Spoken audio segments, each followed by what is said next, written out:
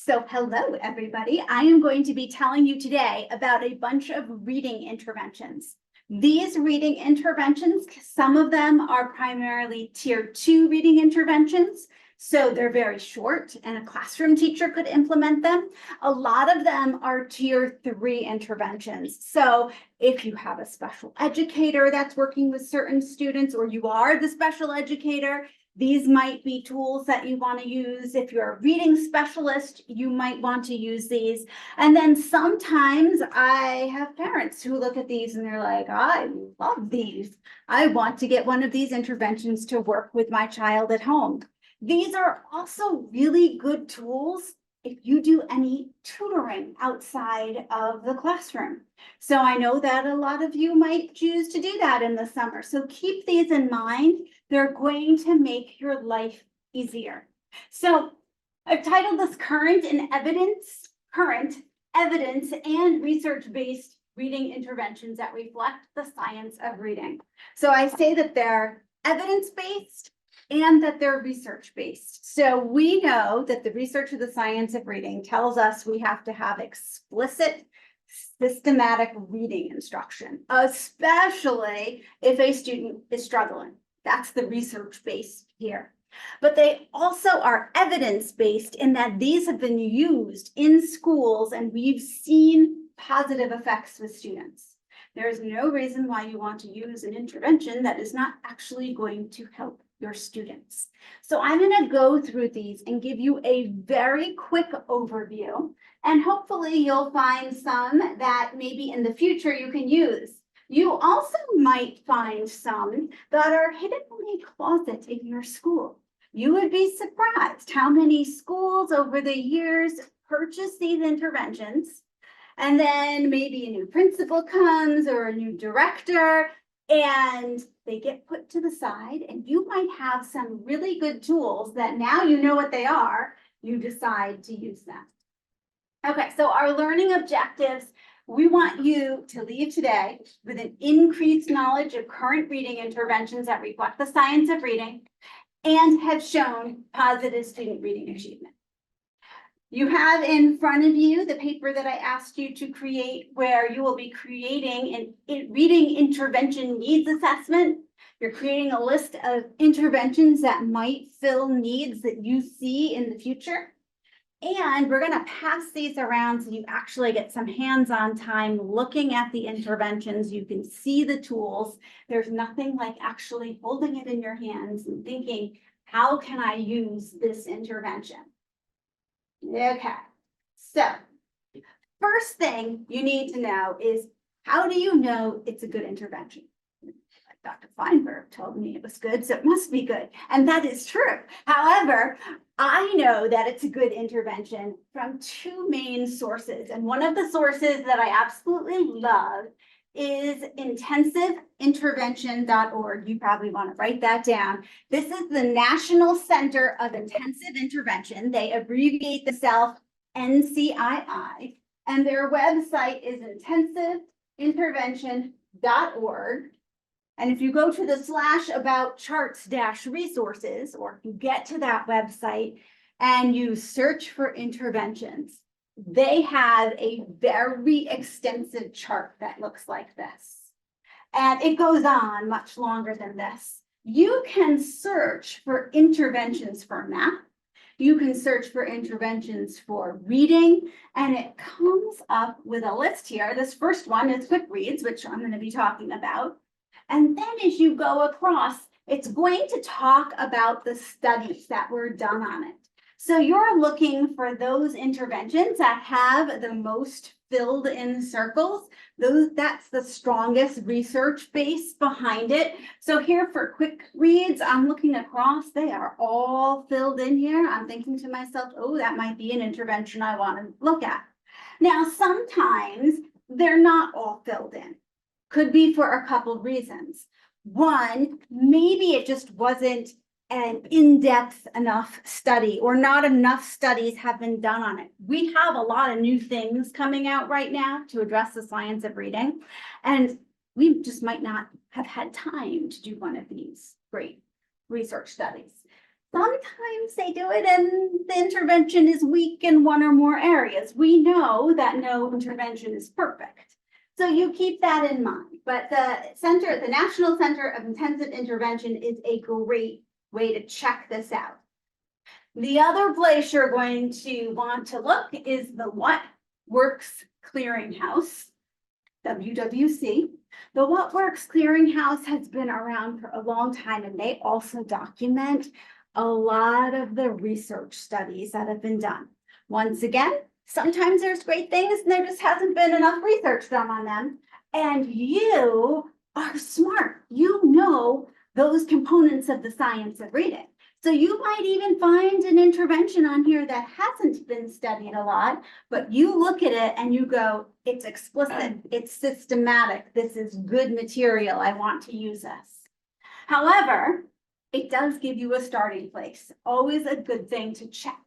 So for the interventions I'm going to be talking about, the majority of them are on here, but I have to tell you, for every single one of these, I have gone through every page of the curriculum, and I can tell you what is in there, and I know what I'm looking for with the science of reading, so I can give you a good idea of what's contained. So when I started out doing the research behind there, thought we need to decide what is the golden standard. And you might have heard of Orton-Gillingham approach before. Give me a hand raise if you've heard of Orton-Gillingham. Well, if you haven't, you have now. So in the future, you can raise your hand. This is Dr. Orton. This is Anna Gillingham here. The two people who came up with the Orton-Gillingham approach. And we often call this the granddaddy of them all, because this is like the starting place of explicit systematic phonics intervention. It came out, I want to say, in the 1960s, and it was the first explicit systematic phonics instruction that we had seen. And students who were struggling with phonics, if they used this, the teachers started to notice that there was improvement. So we often really compare other interventions to this. In fact, sometimes I see parents come in, they've heard of Orton-Gillingham, and they're like, I must have Orton-Gillingham for my child. And you know what? For a long time, that's sort of like all we had available. The great thing is, now that the current reading research has become, this topic at the forefront of education, all these other interventions often say they're Orton-Gillingham based, meaning they have this systematic, explicit intervention. Some of them are just as good as Orton-Gillingham, and for your case, some of them are even going to be better. Because Orton-Gillingham was a very slow-paced curriculum intervention, and it was done one-on-one. So if you're doing an intervention in your classroom, how much time do you really have to do one-on-one instruction? Probably not a lot. Probably small group is going to be better for you. So some of these new interventions are designed to have the good things Orton-Gillingham had, designed to address science of reading, systematic and explicit, but they can be used small group. Some of them can be used for your whole class even. So you get the most bang for your buck in the amount of time that you have to teach. So you want to be keeping that in mind. The reason OG, Orton-Gillingham, is so famous and well known is that honestly, it was all we had for a long time. And it has a lot of good components. But now you have a lot of options. So you're going to use your knowledge of the science of reading to decide what's best in your particular case. And you can share that with parents too. If they're concerned because they've only heard of Orton-Gillingham before, we're looking for science of reading based explicit systematic instruction. And I'm going to show you how these tend to be very similar. So Orton-Gillingham was the first time where they really started talking about syllable types and syllable division patterns, which we covered in LED 222 quite a lot. But this was new. So they came up with specific definitions for closed syllables and open syllables. This is the Orton-Gillingham definition. A closed syllable ends with a consonant. The vowel before the final consonant has a short sound. And for the open syllable, an open syllable ends with a vowel. The vowel has a long sound, it says its own name. An open syllable can be just one letter if that letter is a vowel, like the word A or I. So I worked with Dr. Devin Kearns to go through a lot of these materials, and we counted up the words here. And we said, okay, Orton-Gillingham is the gold standard here. They use 17 words to describe closed syllable, 31 words for an open syllable. They are correct definitions. Wouldn't it be sad if we were using the wrong definition? Let's compare everything to that and see how it does. So it took a very long time. We sat there with all the manuals and we went through and we counted all the different syllable types each program had. We counted how they did syllable division and we counted up all the words and their definitions. And what happened was they were very, very close to Orton-Gillingham. In fact, it was a 48.85 and 48 difference. Like that's how close they are here when we're counting words. So they kept the definition short. And good thing, most of those definitions were right on. So we were like, hey, this is pretty good. Our interventions, they're teaching the right things. That's what we want. So this is the summary of the results of the research that we did. Most of the programs taught open and closed syllables. The programs did not always teach all of the syllable types, but those two are the most common. And most of the programs taught those two. And the programs were similar in how they explained it. So that's kind of good, especially if a student moves to a different program, a different district. You sort of want that similarity. And if they're teaching the right definition, they probably are going to be pretty similar. The average definition was very similar to the Orton-Gillingham definition. So this was very positive. The authors had come up with the correct descriptions. The syllable division was often taught in the reading intervention programs. Now, this was done less consistently than the syllable types. So pretty much you always had the syllable types. Syllable division was a little less so. And some programs had adopted a flexible division program, which was different than Orton-Gillingham, but they had seen success. So some of these actually give us another way to try things, which we know if we're not making ambitious growth with the intervention you have, you need to try something else. So it's good to have other options here, especially if we're seeing positive results from that. So in summary, for syllable types, many of the programs use a flexible approach, which align with cognitive psychology. That's good. Programs use concise definitions, which help your struggling readers. Let's face it, your struggling readers, they're probably not memorizing long definitions here. We want to keep it short, to the point, learn what they are. Syllable divisions. Don't touch the board. Syllable division, open and closed were taught most frequently, and those are the most common and useful, so that was good.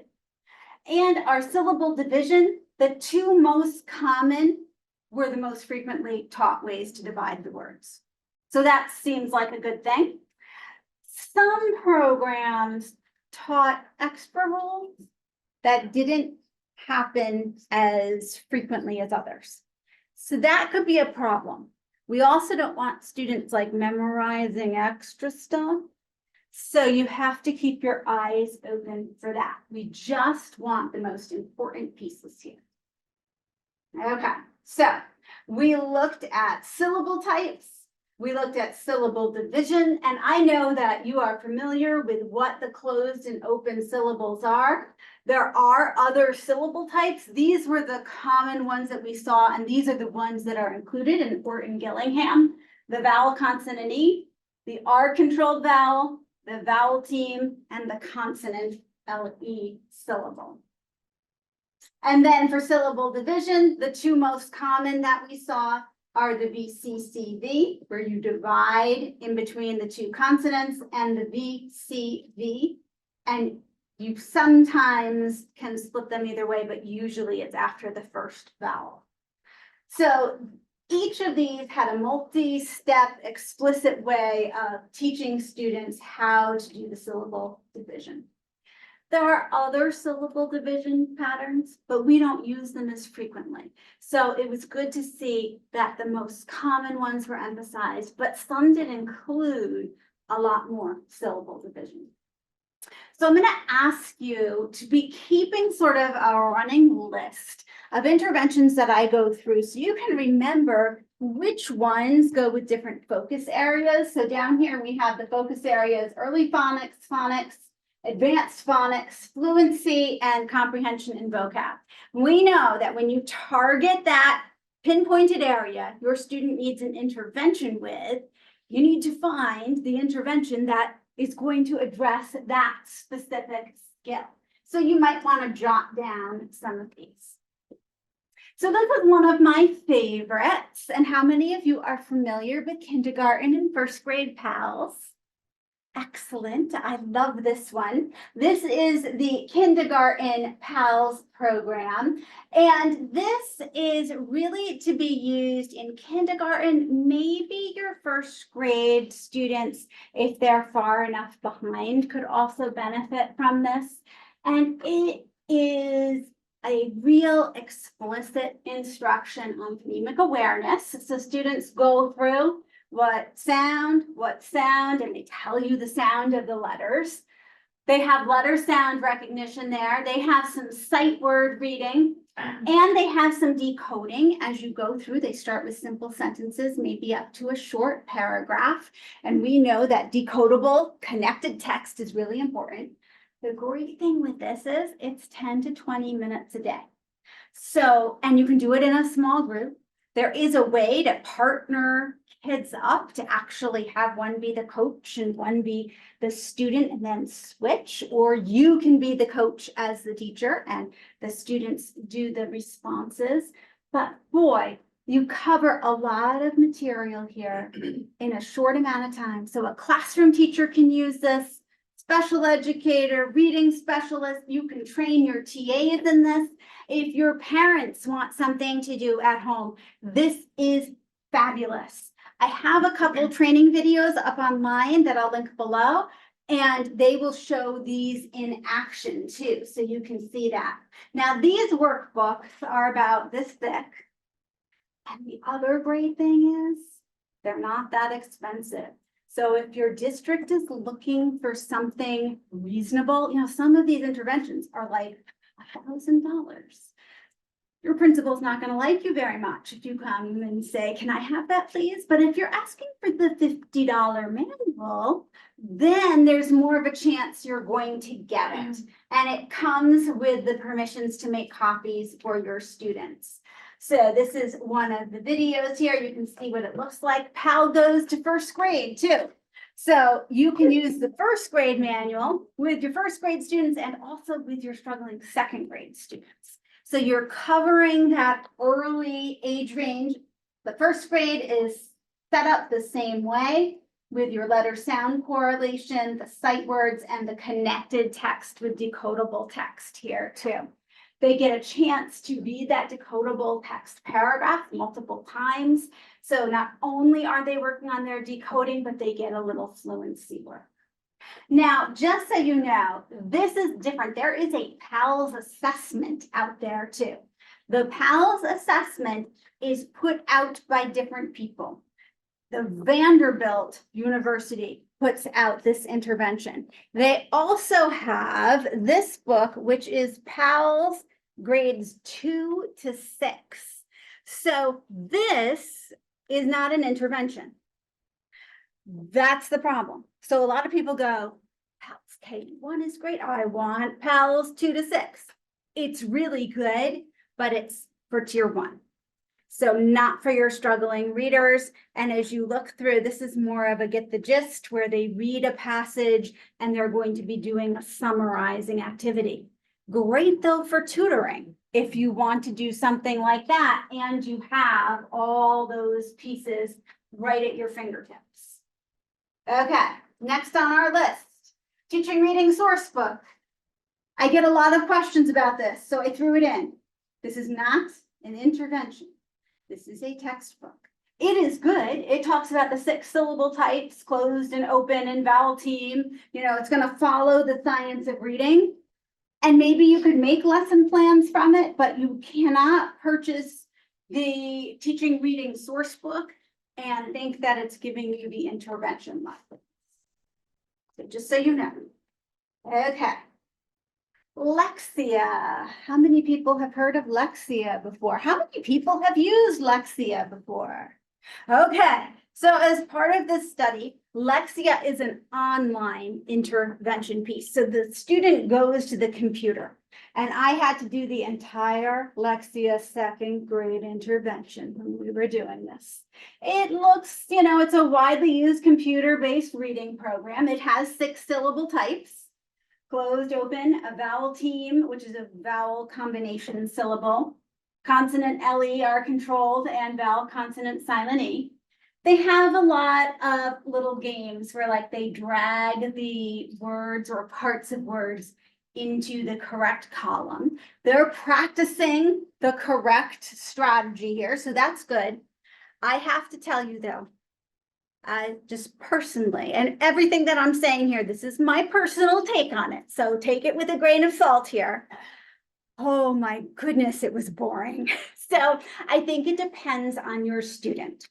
Some students who love to be on the computer, who have really good focus, this might be good for them. It is teaching explicit systematic phonics instruction. I found it difficult to stay focused through the whole program. So just consider that. And anytime you're doing something like this, like give it a try yourself. See what you think as you go through. Yes. Is this for phonemic awareness or phonics? That's a great question. There are phonemic awareness pieces and phonics pieces. They even get into comprehension and vocabulary and fluency. So the nice thing with your computer programs are that usually it does a baseline sort of assessment for the student, and it will level them to where they feel they need to work, which is good, except sometimes kids just like click randomly. And maybe that's not accurate. There is something to be said for a teacher sitting there making sure they're not just clicking through. But it does address all of those skills for you. If your district has it, you see what you can do to make use of it. Here's another example where the student gets a multisyllabic word and they're going to practice dividing it. So there's this little T here, and they drag it to where you would divide the word using the syllabication. Works great for some. Now they also, and this is true for a lot of our computer programs, they often come with some extra skill sheets. So maybe you go online, you log in for one of your students, it's going to print you out some lesson plans that you can do. And those lesson plans are meant to be done by the teacher. That's great. I mean, that's more right there for you. It lines up with the student's work. It's more work for you. You have to log in and get that material, but it is right there. So, you know, if your district has it, you can go in and get that kind of thing. Okay, the next intervention I'm going to talk about is Project Read. Project Read comes with 3 sort of spiral bound teacher's manuals like this. And usually we say there's a level 1, 2, and 3. It doesn't have to be grades 1, 2, and 3. A lot of people do end up sort of using that. 1 is first and then 2 and 3. I'm going to pass this around for you. So Project Read is a phonics instruction intervention, and it can be used for tier 2 or tier 3, depending how much time a day you're going to take for it. It has 7 syllable types now. Orton Gillingham had 6 syllable types. So in Project Read, They have a vowel tune, they have a diphthong syllable type. A diphthong, most of the other ones categorize under vowel tune. They put those two together. This one pulls it out separately. So that's one difference. But we do have syllable types in it. We do have 5 syllable division patterns. As you look through, each lesson has visual, auditory, kinesthetic, and tactile manipulatives that you can use, which is great, just like Wharton Gillingham does. So we know it's using a lot of best practices in there. Project Read has some extension decodable text, the Bonnie Klein texts that come with it. So you do get connected text also. I have seen some really good results with Project Read. Once again, if it's something your district has or you come across it, you can find some really good stuff there. The Language Circle, who puts out Project Read, also has this book. This is their linguistics book, and it's meant for 4th and 5th or even higher. I'll start this one coming this direction. So once again, it's going to be phonics instruction. It has the 7 syllable types. It has different patterns. It moves faster than the Project Read grades 1 to 3. But it still has the visual, auditory, kinesthetic, tactile pieces. You are getting into multisyllabic words here, which for 4th and 5th grade is what you need. So if you're looking for that higher end of phonics, you find you have some kids in your classroom that are you're teaching 4th or 5th grade, and you're like, oh, what am I going to do? I don't want to give them the baby books that have the ball and the cat sitting on the mat. This might be a choice for them too. SRA corrective reading. This has been around for a long time, and I became a reading specialist at the middle school level. This is what everybody had. We had tons of these books sitting in the closet, and I was told, okay, you're doing level B with your 6th grade, you're doing level C with the 7th and 8th grade, and that was it. You don't want to teach them that way. It's not everybody gets the same. It has some good components to it. So it's for small groups of 4 to 5 or a whole class. It's supposed to be done 45 minutes, 4 to 5 times a week. So usually this is not a tier 2. Usually this is a tier 3. There are 4 initial levels for decoding and 6 levels for comprehension. Now, with this particular one, when we looked at the research behind it, there was not a lot of research to say that the comprehension piece was effective. There was some evidence that the decoding pieces of these weren't too bad. So I would myself, there's so many really strong science of reading interventions. I tend to stay away from SRA, but if it's in your closet, when you find it, know that the decodables are probably more worthwhile for your use than the comprehension. Yes. So they're going to have different books for different things. I would say the initial decoding would be your phonics, and it does have a little bit of phonological awareness. And then the comprehension, those 6 later books would be the vocab comprehension, but I wouldn't recommend it for that.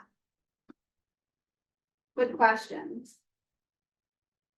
iReady. iReady is going to be a lot like Lexia. Raise your hand if you have seen this. Has anybody used it? iReady is very, very popular in districts, and there's a lot of good pieces to it. So once again, I did the entire 2nd grade.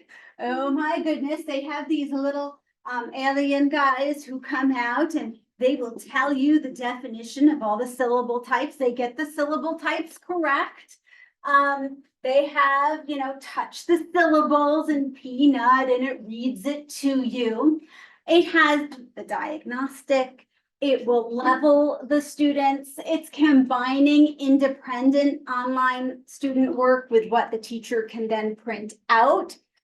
It depends, you know, how much you like the online piece. What they're teaching is correct. And then you see what you think, how your student reacts to it. There are some students, once again, who do really well. Has anybody had a real positive experience? Okay, I won't have you tell me the negative experiences. You can tell me later. The next couple I'm going to talk about for interventions are published by Really Great Reading. Really Great Reading is really great. That's how you're going to remember it. I have to say, they really, to my opinion here, started doing that systematic explicit phonics instruction like before a lot of other people got into the science of reading. So one of theirs is Phonics Blitz. They don't have syllable division patterns. They have a flexible strategy. So they're going to say, it doesn't say the word is basket. They're going to say it doesn't matter if you divide it basket or basket, as long as you get the word. And so, you know what? That really is true. I sort of like that. It has students dividing, but looking to see if it makes sense. So phonics blitz lessons do not focus on rules when teaching students to hear syllables and orally break words into syllables. The important aspect of orally hearing syllables is that all of the syllables and all the phonemes sounds are represented. For example, some students will break the word basket into basket and others will break it basket, but both would be counted correctly, as long as you hear all the sounds in the word there. And we're seeing a lot of programs move to that more flexible strategy. And if we're seeing high effectiveness, I'm good with that. Blast Foundations is another one by them. I'm going to pass around the Blast Foundations workbooks here. So they come with a spiral bound book, and then there are workbooks that go with them. Blast Foundations, also by Really Great Reading, does use the 4 syllable types.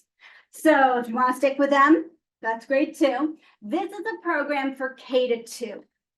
So for your younger ones, and it's about 15 minutes a day. You can finish the whole thing in 18 weeks. So it is quick paced. It doesn't take too long. You could do this as your tier 2 intervention. That is fabulous. And kids like this one too. So that's a pretty positive thing if you are asking me.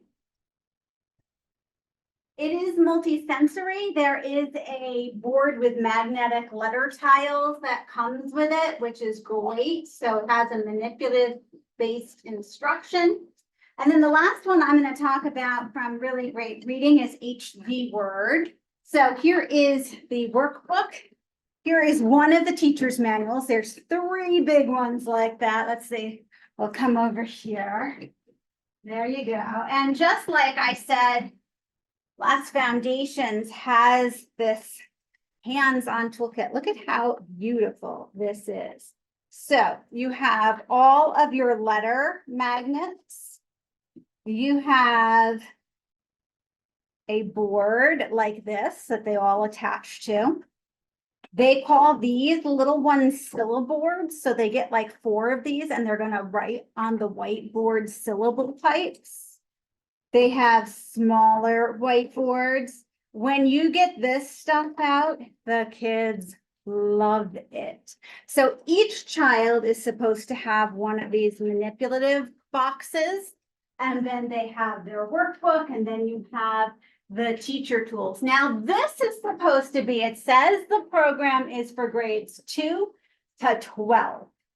I have to say, the Blast Foundations, which has that same little magnetic thing, except for lower levels.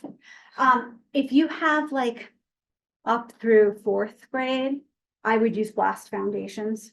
This one, I know it says 2 to 12. From my personal experience, 4th grade and up is better. So another really good tool if you need phonics and you need it for higher level students.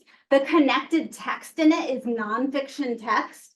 It's interesting, but it definitely is a little harder to read. Here's one of the reading passages here.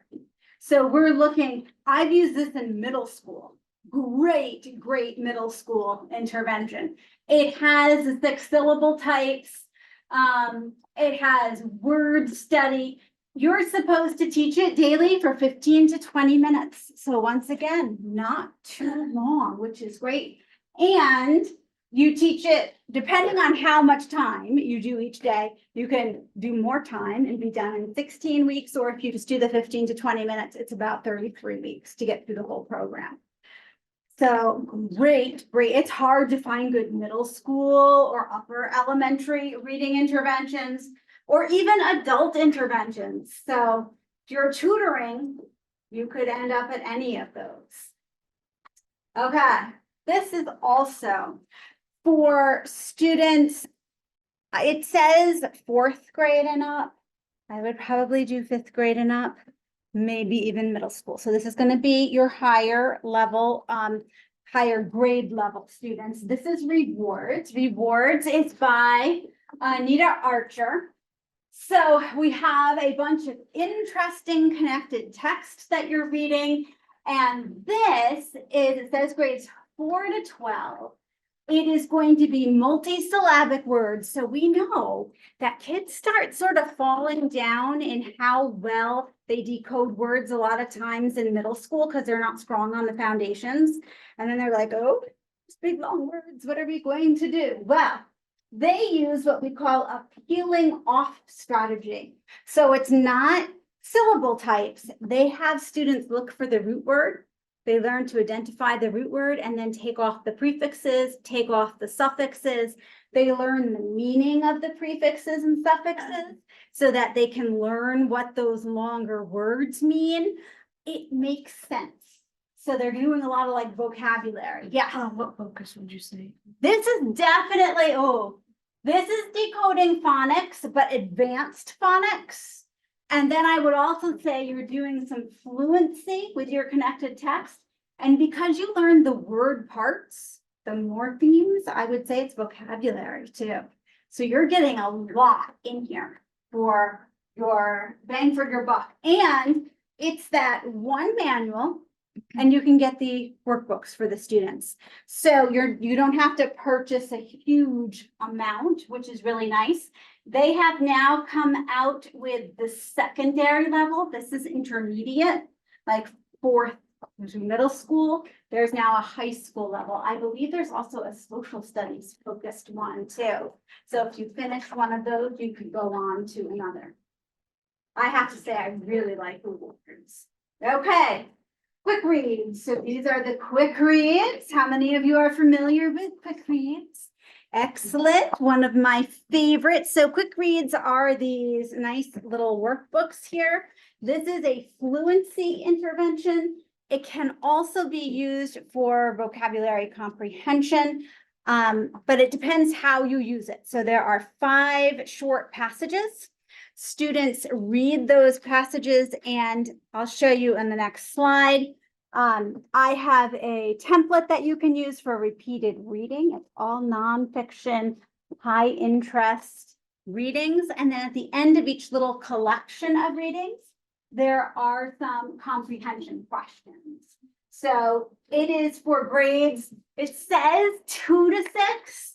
You might be able to start the end of 1st grade instead of 2. That might be okay.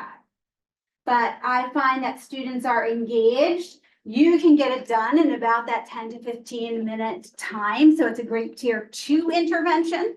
For a classroom teacher, it's a great thing for special educators to layer in also. This is the 10-day quick reads fluency template, which I can send you if you do not have, and it goes through how you do those repeated readings. Okay.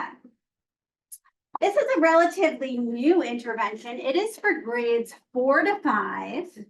It is from Vanderbilt, who do the PALS K1 that I love so much. But this one is for comprehension. So it has high interest. There's a practice manual, there's a teacher manual. So once again, not a lot of materials here that you have to purchase. And great if you are tutoring, let me tell you, it is going to have students read and be able to summarize and answer questions, but it's all right there, which is so nice. It does take a little longer. I would say you probably have to leave at least 30 minutes for one of these interventions. But if you're looking at that upper elementary level, I even think middle school students, if you had a struggling middle school student, would be fine with that. Okay. They recommend 3 times a week for 45 minutes. So like, great if you're doing an hour tutoring session, this is really perfect for that. Florida Center for Reading Research and UFly. So both of these are out of the University of Florida. There was a lot of grant work that went on. These are free. So you go online, you can get either or both of these. UFly is really the compilation of all the FCRR activities, and this can cover all your ages, K-5, grade levels, and they're divided into your specific skills. So you can look for phonemic awareness, you can look for phonics, you can look for comprehension, and you will come up with some great activities there. UFly now has some decodable text that comes with it. It is being used in a lot of districts, and we're seeing a lot of good student growth. Okay. For those of you in my class, we're going to be looking at these next week, a lot more in depth. We have morphemes for little ones and morpheme magic. Morpheme magic came out first. This is for grades 4 to 12. And we know morphemes are the smallest unit of meaning. So in here, they have isolated, you'll see like, here's suffixes, here's the suffix ly, and there's a 2-page lesson on ly. What does it mean when we add ly to a root word? That was so popular that the K-3 version, morphemes for little ones, came out very, very similar in how it's set up. There's the past tense ed. We know that the meaning linked to this is past tense. And these are set up so that you're going to focus on one per week. And you're only going to take about 10 minutes a day. And you're building on these units of meaning for vocabulary. So you might have root words in here, and you're going to be looking at all those root words or the prefixes. It is fabulous. I looked through here, especially the older one, and I did not know all of this. It tells you what the prefix is going to mean. It gives you examples of words that use it, so you don't have to come up with them yourself. And once again, you get the workbook here, and then they come with some cards. I didn't bring the cards with me, but the cards have a picture clue. And it has the word or the prefix or the suffix, and you can put those up in your classroom. So it's all set for you. I love that. So for a whole class, you can do small group, you can do individual. One lesson can take up to a week, about 10 minutes a day. And they offer, you can sign up online and do an online training for this too, which is really handy. Here's one that I'm going to recommend that you're careful about using. For a long time, LLI, or leveled literacy intervention, was very popular. They look beautiful. They come in these really beautiful boxes, and you take out the intervention, and they have these really pretty books with photographs and illustrations. And they said it was a comprehension intervention to be taught daily for 30 to 45 minutes. A lot of reading specialists used it. A lot of special educators used it, but it didn't have that systematic explicit phonics instruction. It was a lot more, okay, let's look at the pictures, see what's gonna be in here, we'll read the story. And if your students need an intervention, they need the explicit instruction. So you might have students read those books for fun, but if you find this in your closet, I would say, don't put it on your intervention. DBITLC is a writing intervention. It is very hard to find writing interventions. So this is one out of the University of Missouri. In fact, I believe you can only get it on the University of Missouri website. And it talks about how we can support students using the simple view of writing. So the simple view of writing have 3 parts to it: transcription, text generation, and self-regulation. And you, the teacher in this intervention, need to decide which area your student might need the most help. Do they need handwriting help? This intervention has handwriting help. Do they need word level spelling and conventions for transcription? This intervention has that. Maybe they're okay with that, but they can't get connected text written down. This intervention has lessons on that. This intervention has grammar lessons. It has checklists for self-regulation. So there's a ton in this intervention. You have to go through and pick out the pieces that are best for your student. So there's a little bit more, I find, preparation for this one, but boy, it gives you good information that you don't see in a lot of other places. So here's an example. There's handwriting and mechanics, spelling, composition, basic and advanced. And then it tells you, oh yes, these are grade 1 standards. You can go and look at these lessons here. So it's all in there, and it takes, I found, about 30 minutes per lesson, but you could do parts of it. There's a progress monitoring piece. So 3 different choices for progress monitoring in here. For the most basic, they write single words. The next level up is to write a sentence based on a picture.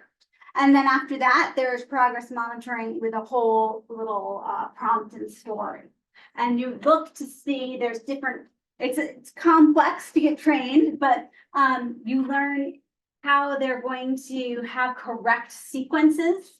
And you do these up and down arrows. Don't you love kids writing? Yeah, the mouse is squeaking, SCW. I think that's so cute, but they heard those phonemes, didn't they? Yeah, I'm impressed. So you see a lot of good stuff there. Okay, so that gives you an idea of the first pieces here for interventions. I have more interventions that I can share with you if you think this is helpful, but I think that for our purposes, we're going to look at these a little deeper starting next week, getting into morpheme magic and what that looks like. Did I pass these around here? We can pass these all around. Okay. And that will finish today.